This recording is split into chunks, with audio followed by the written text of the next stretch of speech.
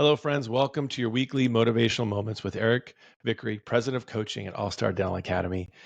This is our second part of a two-part series on culture. This week, we're going to talk about maintaining team culture. And my phrase for this is fail it or nail it. So now that you've created your culture, it's imperative. Let's say you created 8 culture commandments that you want to follow, that you want to live by. Well, 4 weeks, you're repeating through those. So at the beginning of every week, read 2 of your culture commandments every week. If you've got 8 of them, if you have 4 of them, read 1 a week. And what you're going to do is every week, as you look at those culture commandments that you created, you're going to say, where did we fail it? Where did we nail it? You're going to look at it and say teamwork. All right, last week, where did we fail it? How can we fail forward? How can we improve? Where did we fail in that culture commandment that we want to live by? And you have to be honest with yourself. Now, again, you got to be really careful here because you're not going to blame someone. Oh, well, Alex was late last week. That's where we failed teamwork. You're not going to do that. So you might say, we failed last week because all of us weren't here every single day early as a team. Where did we nail it? I tell you what, on the end of the week, on Thursday, we were all here early. We're all prepared and we nailed it. I think that showed with the patient.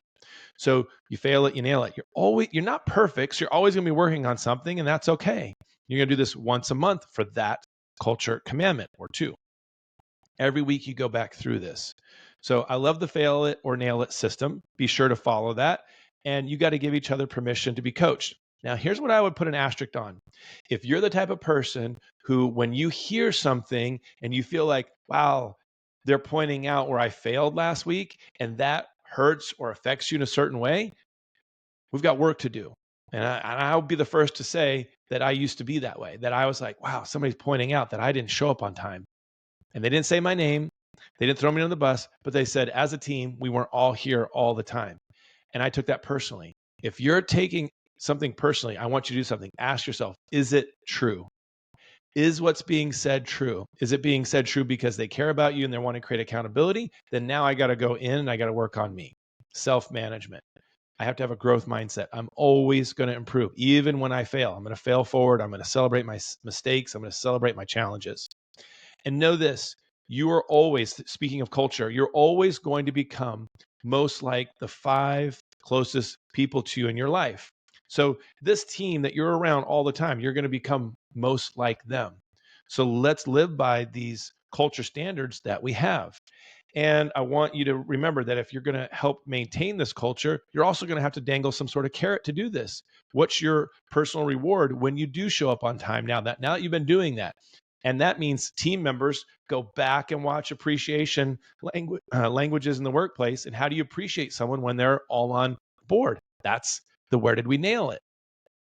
At your morning huddle, you're reminding each other of where your wins were yesterday. We all showed up early. We got here all before huddle started. That's what we want. That's teamwork. Whatever it might be. Maybe it's bragging on someone. I love that Shelly, at the end of the day, asked me yesterday, at the end of the week, last week, she said, what do you need from me before I leave? I see you're here still working on something. How can I help you? And that was great teamwork. I didn't need anything, but it really felt good to know that she cared about that. Okay. Those are the things that I want you to remember. Now, here's what I'll close with. To be willing, if you really want to be in the top 5% of dental practices in the country, if you really want to be a world-class team, then in that top 5%, then you got to be willing to do what the other 95% aren't doing. And this is one of those things that we see time and time again, where you put the effort into maintaining your culture, you will see a drastic difference in your results in your practice. So I hope you guys will do this. I hope you'll really put some effort in this and maintaining your team culture. Be on purpose about it, not on accident. Weekly review 2 cultures and daily celebrate your wins from the day before at your morning huddle. This will help you maintain that culture you're seeking. We have amazing events coming up. Make sure you reach out to allstardentalacademy.com/events so you know where we're teaching these sorts of things. We're out there working on this. We have a leadership event in January in Florida. We have room for 25 to 30 leaders in the room. So make sure that if you want training on this, you want to grow in that area, that you reach out to us and let us know. All right, guys, make it a great week.